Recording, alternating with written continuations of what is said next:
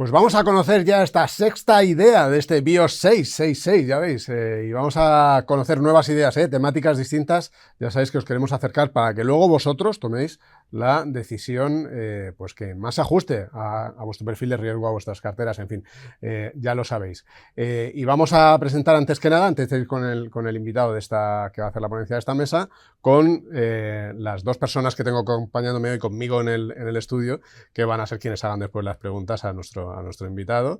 Así que vamos con ello. Toni Conde, gestión de activos de Renta 4, directora de gestión de activos de Renta 4. Bienvenida, Toni. Muchas gracias por invitarnos y es un placer estar aquí con vosotros y con BNP. Muy bien, y muchísimas gracias de nuevo a Diego Fernández Elices, director de inversiones de AIG. Muchas gracias, Vicente. Encantado de estar y tratar un tema tan interesante como el que vamos a tratar ahora. Desde luego, un tema que vamos a ver qué nos cuenta nuestro invitado, al que vamos a conocer un poquito ya. Nos vamos a París en el arranque de esta tercera sesión de BIOS 6 para encontrarnos con Ramón Esteruelas. Este español que vuelve a acompañarnos cuenta con una amplia trayectoria en el sector y se ha especializado en la inversión temática. Una forma de invertir que puede aportar mucho ritmo y crear armonía en una cartera diversificada y afinada. Porque de afinación y tempo sabe mucho Ramón, amante de la música clásica desde su juventud. Tiempo para ti en este BIOS. Te escuchamos. Pues el escenario virtual es todo tuyo, Ramón. Muchas gracias, Vicente. Y muchísimas gracias a todos por conectarse a esta pequeña presentación que voy a hacer, que hemos titulado Retos y oportunidades de color verde. Ya Diego mencionaba que es un tema muy interesante. Entonces, se trata de compartir con vosotros por qué pensamos que invertir en compañías que están ofreciendo soluciones medioambientales para acelerar nuestra transición energética hacia un mix energético distinto, con menos dependencia de combustibles fósiles, en nuestra opinión es una oportunidad que no nos podemos permitir de evitar o intentar participar de ella. Si vamos, por favor, a la siguiente diapositiva, todo esto está dentro del marco del aumento que ha habido, no solo de interés, sino de entradas en fondos que invierten sobre la base de una temática, que no es nada nuevo.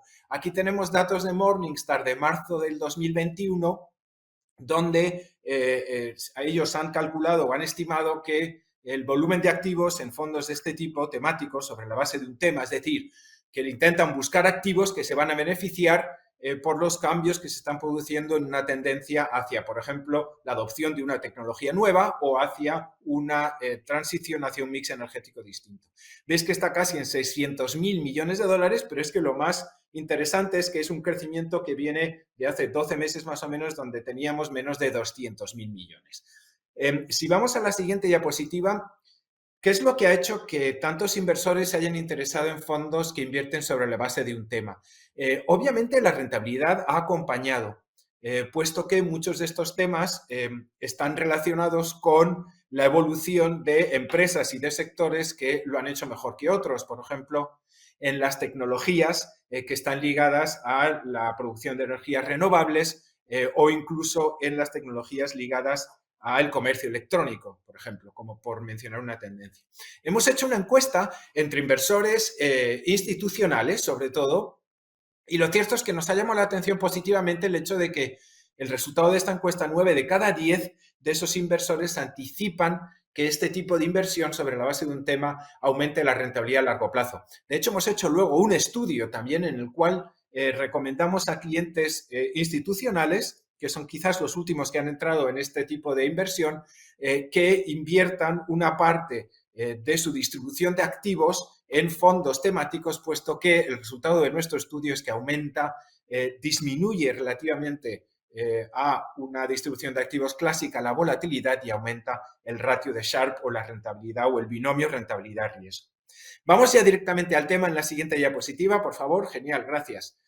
Bueno, este tema yo creo que se ha discutido ad infinitum, como dicen en latín, en la prensa, entre los políticos, etcétera, etcétera.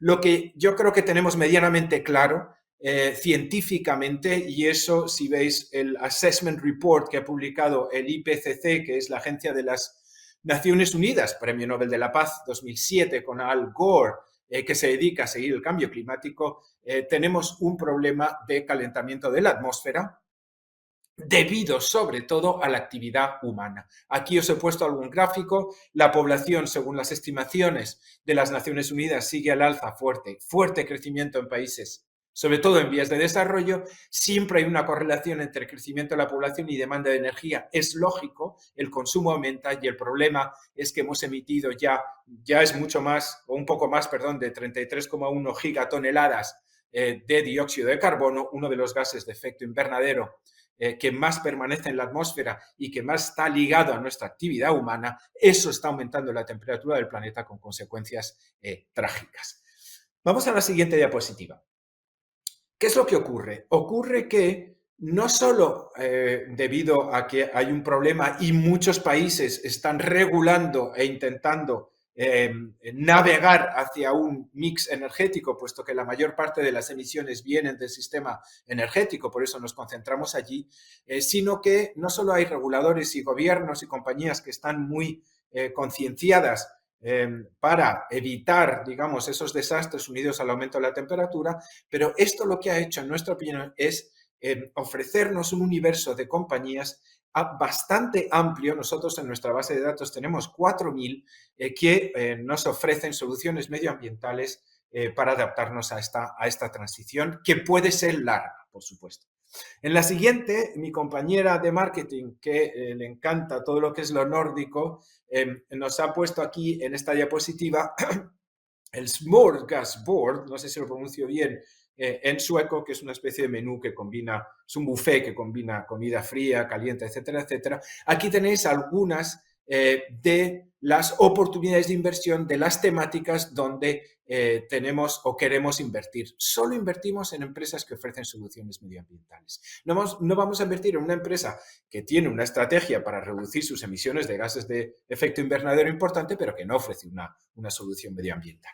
En la siguiente diapositiva, algunas cifras que nos convencen verdaderamente del flujo de capital gigantesco, en nuestra opinión, que va a haber para intentar reducir nuestra dependencia de los combustibles fósiles, que son el petróleo, que son el carbón y, por supuesto, que es el gas. ¿Qué es lo que ocurre?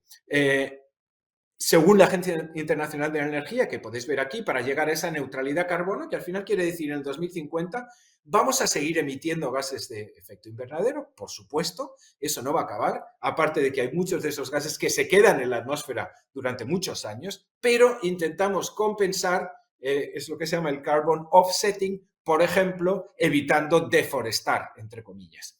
Y, por ejemplo, invirtiendo en tecnologías que capturen ese carbono que nosotros estamos emitiendo en exceso y que se queda en la atmósfera y tiene esos efectos tan nocivos. Muchas inversiones. En la siguiente diapositiva, no solo en el área, por ejemplo, de energía solar, sino que en energía eólica, donde España tiene mucho que decir. Que sepáis que España es el segundo país de mayor importancia en el Fondo Energy Transition, que tiene alrededor de 2.000 millones de euros a finales de enero y 75 títulos en cartera. Pasemos a la siguiente diapositiva. Hemos visto inversión en fuentes de energía, producción de energía renovable solar, obviamente eólica, y luego el hidrógeno, que a nosotros nos parece una de las opciones más interesantes, puesto que no solo te permite almacenar energía, sino que actúa también como transmisor, como si fuese electricidad de energía. Las inversiones son gigantescas, como podéis ver, de aquí al 2050, para intentar reducir efectivamente esa dependencia de combustibles fósiles. Siguiente diapositiva. Como he dicho, en España tenemos empresas como Siemens Gamesa, a título ilustrativo, obviamente, o Acciona Renovables, que también hemos accedido a esa empresa. Nosotros pensamos que en España hay mucha iniciativa, tanto pública como privada, interesante, como podéis ver aquí algunos de los ejemplos de iniciativas tanto privadas como obviamente públicas para fomentar esta transición y acelerarla. En la siguiente diapositiva, como he dicho antes, aunque tenemos una base de datos de alrededor de 4.000, hay en torno a 2.000 empresas que ofrecen soluciones medioambientales para descarbonizar nuestro sistema energético, para digitalizarlo, para ser mucho más eficientes y prudentes en el uso de la energía y, por supuesto, para descentralizarlo y almacenar la energía. En la siguiente diapositiva, ¿quiénes somos? Como el que dice, Ulrich y Ed son mis colegas que cogestionan este fondo y otros fondos que invierten sobre la base de soluciones medioambientales. Ellos tienen mucha experiencia en Goldman Sachs haciendo trading, intermediación en industrias que se han visto afectadas por estos cambios, este nuevo paradigma de transición energética, y han aprovechado ese conocimiento de las industrias afectadas para crear esta base de datos y este proceso de inversión que nos ayuda, como veis en la página siguiente, a seleccionar un grupo muy reducido de compañías entre 40 y 90 que a nivel global, con diversas capitalizaciones bursátiles, aunque vamos a bajar en la escala de capitalización y la media ahora mismo es de en torno de 12.000 o 13.000 millones de euros de las 75 compañías en carteras, con el objetivo de invertir exclusivamente en compañías que, sea a través de sus ingresos o a través de sus inversiones en capital, su CAPEX, o a través de su beneficio antes de impuestos, nos puedan mostrar que más del 20%, cuando en realidad la pureza es mucho mayor, es de más de 50%, de hecho, de ingresos CAPEX o beneficios antes de impuestos está ligado a la venta de un producto o un servicio que ofrece una solución medioambiental para acelerar esta transición. Está 100% alineado con la temática medioambiental, tiene una certificación FEBEL-FIN y es categoría 9 de la SFDR. Pasamos a la siguiente rápidamente, la rentabilidad. Toda esta historia está muy bien, pero ¿qué es lo que ha pasado? Nosotros lanzamos un fondo Energy Transition a final de agosto del 2019, actualmente tiene, como digo, unos 2.000 millones de euros y 75 posiciones en cartera. El fondo tiene como índice de referencia el MSCI All Country World con alrededor de 2.800 compañías, aunque vamos a reducir, por supuesto, la selección a un grupo que, como digo, entre 40 y 90. ¿Qué es lo que ha pasado? El año 2020 fue un año espectacular para la temática. Nosotros conseguimos generar una rentabilidad de 164%, llega el año 2021, esa temática se ve afectada no tanto, en nuestra opinión, por las expectativas de crecimiento de esas compañías, sino por el hecho de que son compañías que tienen unas estimaciones de crecimiento bastante importantes que se van a ver probablemente afectadas en el corto plazo más negativamente por subidas de tipos, por una política monetaria más restrictiva, por la inflación y por los problemas en las cadenas de suministro.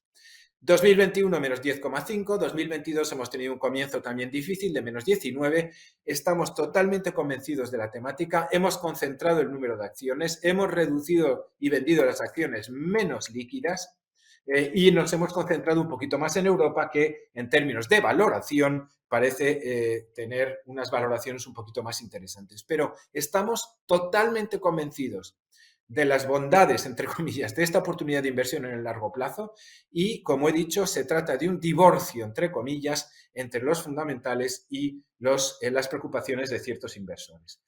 Lo que sí que quería poner en evidencia en la última diapositiva, ya termino aquí, es que este fondo o esta estrategia ha sido más volátil que otras estrategias. Obviamente no vamos a hablar de competidores, pero os lo ponemos aquí en esta diapositiva porque es relativamente puro en cuanto a la temática. Es decir, desde el principio del proceso de inversión hasta el momento en el cual se construye esa cartera, se mira verdaderamente cuánto de la actividad de la empresa está relacionado a la venta de un producto o de un servicio que nos va a ayudar a descarbonizar, digitalizar y descentralizar ese sistema energético que se está viendo totalmente afectado, digamos, por los problemas que he dicho antes en torno al calentamiento de la temperatura del planeta.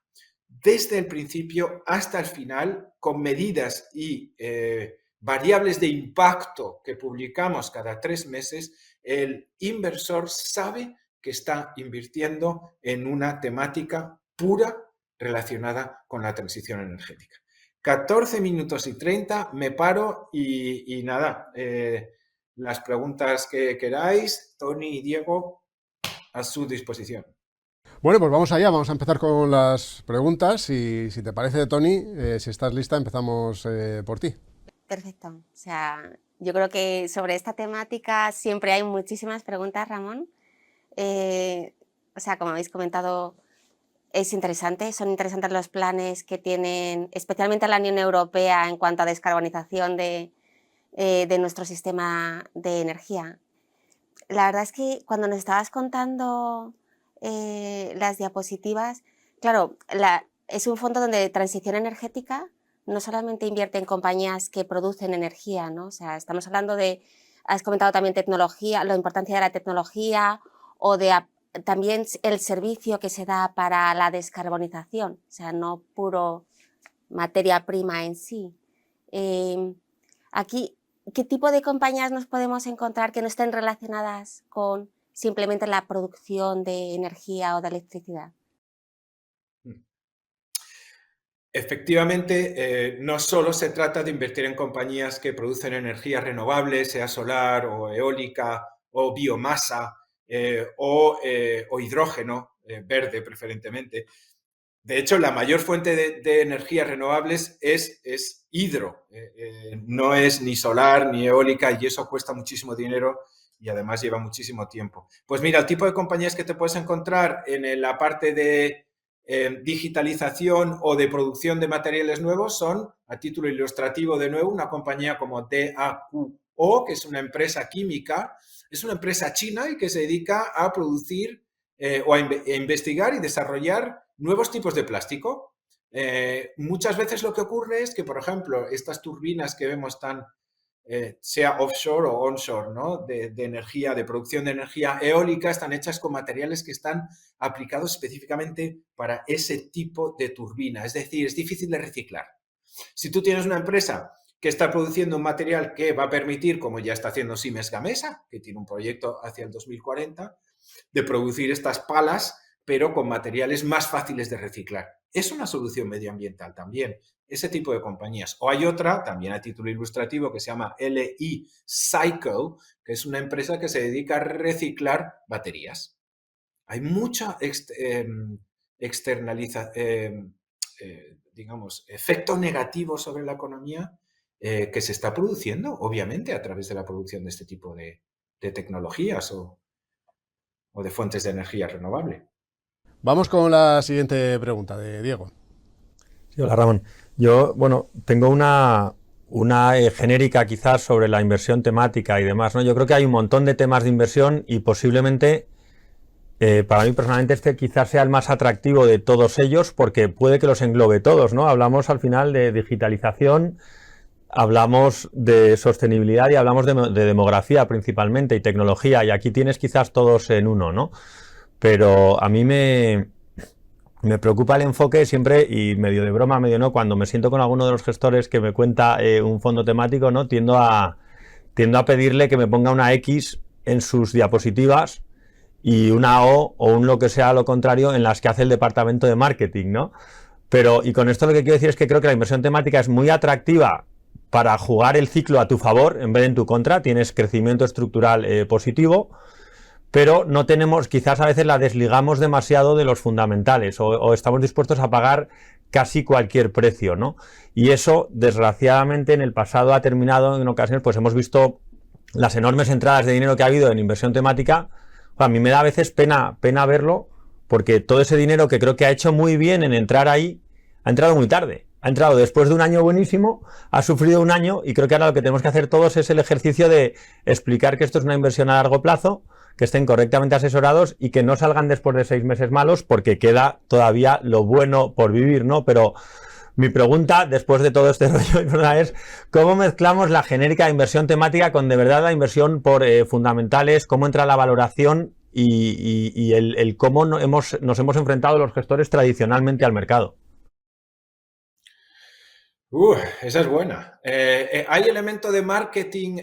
¿Hay un elemento o hay ciertas quejas de inversores que dicen, oye, esto es un elemento de marketing para intentar salvar la gestión activa ante la llegada de la gestión pasiva? Esta es una forma de hacer gestión activa de verdad.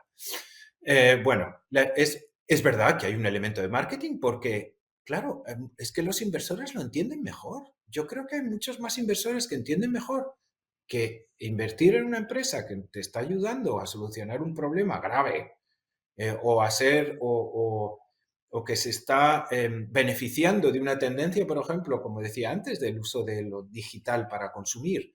Yo creo que eso, y luego hay que ver la parte de los inversores de una cierta edad, que a la hora de invertir tienen otros criterios de invertir, ¿no? No es una diversificación regional y por sectores, es saber qué temas están, qué tendencias tenemos ahora, como dices tú. Obviamente transición energética, obviamente inclusión social, por ejemplo, inclusividad, el aspecto social también está subiendo mucho. ¿Hay un elemento de marketing? Sí. ¿Es una cosa nueva la inversión temática? No. ¿Cómo combinarla? Nosotros hemos hecho un estudio precisamente para entender eso y efectivamente la conclusión del estudio es lo que dices tú. Lo que añade valor o aporta valor a una cartera que combine una distribución así clásica de activos con algo de inversión temática, depende de la temática y depende de los factores que afecten esa temática. Que como dices tú, si tú entras en una temática en torno a la tecnología, son empresas de crecimiento, son empresas que a lo mejor están sobrevaloradas. Hablaba con una compañera de Boston, Pam Hegarty, que gestiona un fondo de tecnología, y me dice, llevo 25 años invirtiendo en tecnología y siempre ha estado cara. Tiene cierto sentido, la innovación siempre o casi siempre está sobrevalorada, ¿no? Es difícil de valorar. Entonces, elemento de marketing sí. ¿Cómo combinar? Pues mira, nosotros en ese estudio, por ejemplo, en una cartera agresiva, si tú añades 25% de estrategias temáticas en torno a la transición energética, en torno a las tecnologías de ruptura, por ejemplo, en torno a la innovación en la salud y en la innovación en el sector del consumo, tu ratio de Sharpe mejora, no considerablemente, pero mejora. Tu rentabilidad mejora, no considerablemente, pero mejora. Pero a nosotros lo que más nos gustó es la volatilidad, que resulta que sí bajó con respecto a una distribución clásica. Con lo cual se puede diversificar, pero tienes que tener en cuenta factores que van a afectar, obviamente, la temática, dependiendo de la temática.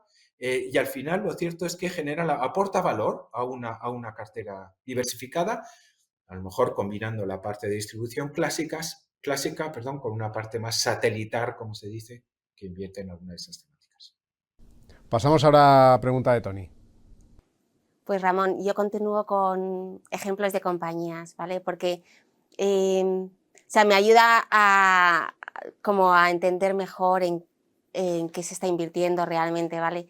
Entonces, las compañías que nos habías comentado antes, yo las desconocía totalmente, ¿vale? Me he apuntado los nombres, tal cual las has deletreado, pero ¿hay alguna compañía que sea más tradicional, que está haciendo esa transición de ser una compañía que utilizaba tradicionalmente pues energías fósiles u otro tipo de energías y que ahora, bueno, pues esté en progresión o haya conseguido una mejor eficiencia energética? Sí que hay compañías, por ejemplo, alrededor del 24% de la cartera más o menos está en servicios públicos, empresas de servicios públicos. Tienes una empresa como la italiana Enel, que una gran parte de su CAPEX, de inversión en capital, nosotros pensamos que esta puede ser la década de fuertes inversiones en capital, porque hay muchísimas cosas que están ocurriendo. En telecomunicaciones 5G. Eso conlleva hacer torres más pequeñitas, más cercanas las unas de las otras, y eso es inversión.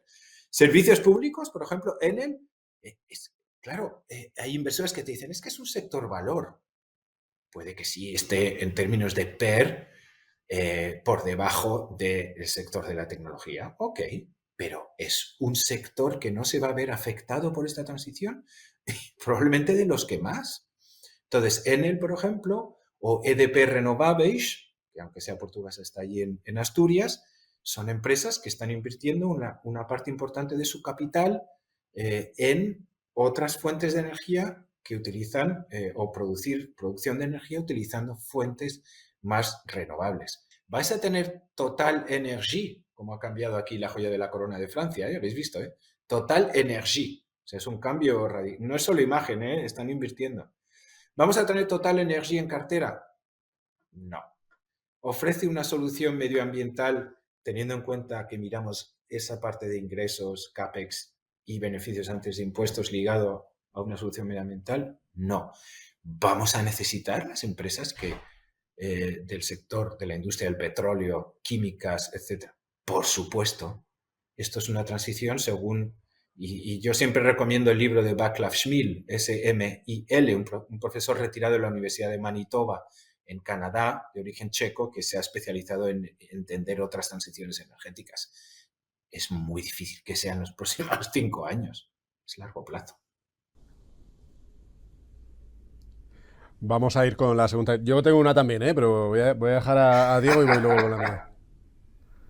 Yo creo que es muy interesante ver cómo, o sea, hablamos de transición energética y hay algunas cosas que vemos obvias y otras que ni muchísimo menos lo son, ¿no? Quizás estamos dando casi por hecho cosas como el coche eléctrico y todavía no sabemos si al final ganará el hidrógeno, por poner un ejemplo, ¿no? Entonces, casi a nivel de anécdota, yo creo que esto lo que hace es que sea muy importante jugarlo con expertos que sepan juzgar las diferentes tecnologías y que nos tengan una cartera diversificada respecto al tema. Pero ¿hay alguna cosa nueva o algún tipo de energía nueva o algo que te parezca especialmente interesante que empiece a coger cierto peso en el fondo? Muy difícil. Es que sí que hay, el otro día nos preguntaban, y porque en España hay una iniciativa para producir combustible utilizando algas. Por ejemplo, creo que en Murcia, si no me equivoco. No estoy muy seguro, pero creo que era allí. Entonces, quizás la respuesta rápida es no, que ya esté en el fondo, porque, claro, ocurre, vamos a poner otro ejemplo que es muy interesante. 2 investigadores de la Universidad de Stanford, ahí en Palo Alto, en California, están desarrollando ya lo han desarrollado, un nuevo tipo de batería que se llama Solid State, que tiene más autonomía. Aquí el punto débil de la transición, cuando hablas con gente que lo está siguiendo de cerca, y no son economistas los que lo siguen de cerca, son físicos, químicos, biólogos, climatólogos, etcétera, te dicen que si pudiésemos conseguir almacenar la energía para un uso en el futuro, independientemente del tiempo, de la distancia que estemos de la producción de energía, etcétera. Si pudiésemos conseguir eso, se va a solucionar, se va a acelerar rápidamente. Entonces, estos investigadores producen un tipo de batería que tiene más autonomía, hasta 24 horas puede tener. Ok. ¿Qué es lo que hacen? Se ponen en contacto, o no sé si al revés, con un Blank Check Company, esos famosos PACs, que son empresas del sector financiero que tienen un ticker, que cotizan en bolsa, y lo que hacen es invertir en esa empresa creada por los investigadores de Stanford, que se llama QuantumScape, pequeñita, $1.000 millones, y hacen una fusión a la inversa para conseguir evitar la salida a bolsa y quedarse con el ticker del SPAC que ha comprado las acciones de la empresa no cotizada. ¿Qué quiero decir con eso? Lleva tiempo. Hay cosas interesantes, como os he dicho, por ejemplo, el uso de materiales, digamos, o el uso de material biológico natural para producir un combustible que es renovable, pero tarda en llegar hasta un nivel en el que se puede industrializar. QuantumScape, Bill Gates ha invertido, Volkswagen ha invertido allí, pero no están ganando dinero. Y en realidad, hasta que se produzca ese proceso industrial en el cual pueden industrializar, puede llevar tiempo. Es decir, ahora mismo no. ¿Hay cosas interesantes? Sí, muchísimas. También hemos visto una empresa que genera energía a través del movimiento de las olas en los Países Bajos, en Holanda. Pero hasta que eso esté a nivel industrial, necesitas mucha inversión y necesitas tiempo. Ok, Ramón, pues vamos a ir con la mía, si os parece. Antes hablabas de tipos de interés, de cómo esas perspectivas de subidas de tipos hayan afectado al fondo. Claro, muchos inversores estarán preguntando, ¿no? Estamos oyendo hablar de muchas subidas de tipos. Parece que hay una correlación negativa entre las expectativas de subida de tipos y la evolución del fondo. ¿Qué esperáis y cómo creéis que puede afectar?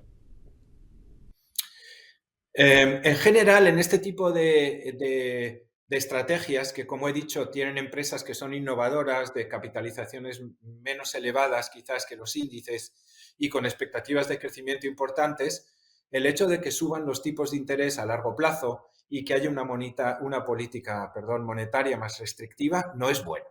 ¿Por qué?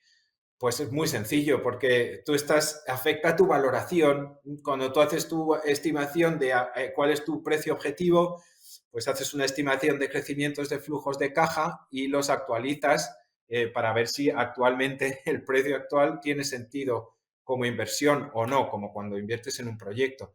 Claro, si suben los tipos de interés, al final eso afecta, tu denominador obviamente, afecta el ratio final y afecta tu precio objetivo final, que será más reducido. Por lo tanto, el atractivo se reduce. Por eso algunos inversores han dicho, no me interesa. Me voy a ir a empresas que no tienen ese problema que se van a ver afectadas. Ahora, dicho esto, ¿qué es lo que verdaderamente afecta al fondo? Es el mercado, obviamente, si miras los factores de riesgo, es el mercado y es la volatilidad también. Con lo cual, lo que intentamos hacer es ser muy ágiles en la gestión para que esto tenga un efecto menor y la posición se cambia muy frecuentemente en función de la volatilidad, la correlación de cada posición, la liquidez, que tiene que ver también, nuestra convicción, obviamente. Todo eso hace que la posición cambie radicalmente. Si siguen subiendo tipos, el otro día decía el gobernador de la Reserva Federal de Missouri, ahí en St. Louis, que veía los tipos en julio al 1% en Estados Unidos. Eso, obviamente, no es bueno para las empresas de estilo crecimiento. Dicho esto, pensamos que hay catalizadores, como el Build Back Better de Biden, y obviamente las inversiones y la regulación que está también empujando la Unión Europea, que quiere, por ejemplo, multiplicar la capacidad de energía producida a través del hidrógeno verde, fundamentalmente, en 40 gigavatios en los próximos, hasta el 2030, digamos, en el muy corto plazo. Ese tipo de catalizadores nosotros pensamos que puede son vientos de popa para la estrategia. Pero parece que son tiempos volátiles en función de lo que tú estabas comentando antes. Muy bien, pues yo casi por terminar, ¿cómo lo veis vosotros desde vuestro punto de vista? Muy rápido, o sea, esa situación que hay con perspectiva de tipos que afecta a este tipo de compañías, ¿qué estáis haciendo vosotros en vuestras carteras? Sí, rápidamente, Diego. Bueno, yo creo que hay que buscar compañías que realmente tengan unas perspectivas razonables, que no estés pagando un múltiplo disparatado por un crecimiento en el que se esté cotizando, digamos, un mundo perfecto que es difícil que ocurra, ¿no? Pero creo que eso es, dentro de eso, pronto posiblemente pasemos de pantalla y nos daremos cuenta que no hay un crecimiento tan fuerte como esperábamos y cuando volvamos a un mundo más normal estaremos otra vez dispuestos a pagar un múltiplo alto por compañías que van a tener crecimiento. Y se me ocurren pocas temáticas en las que el crecimiento está tan garantizado y si además le sumamos a eso posiblemente un acceso a capital y coste de capital barato y como decía al principio que estamos juntando quizás las tres grandes tendencias en una, pues yo sin duda creo que hoy y más después de las correcciones que hemos visto es una gran idea de inversión. Tony, para cerrar. Sí, la verdad es que no, estoy totalmente de acuerdo con lo que comentaba Diego, o sea, no voy a repetirlo. Pero las valoraciones que estamos viendo en estos momentos quizás sean una oportunidad de entrada que no la hemos tenido en los últimos meses. O sea, desde luego en el año 2020 fue excepcional para un fondo la temática de transición energética. El año 2021 ha sido malo y el año 2022 ha empezado con la misma tónica y quizá estemos viendo una oportunidad de entrada que teniendo cierto espacio de tiempo y tolerancia al riesgo, quizás sea una ventana pues bastante excepcional para los próximos años. Bueno, pues con eso nos quedamos, Ramón. Como ves, hay expectativa de que vuelva a funcionar como en el pasado. Así sea. Nosotros también estamos de verdad muy, muy convencidos. Bueno, pues muchísimas gracias por tu tiempo, Ramón. Gracias a vosotros y gracias, Tony y Diego. Gracias. Por supuesto, muchas gracias también a Diego y a Tony. Ha sido un placer teneros con nosotros en esta edición de Finet BIOS. Muchas gracias. Gracias. Muchas gracias. Encantados.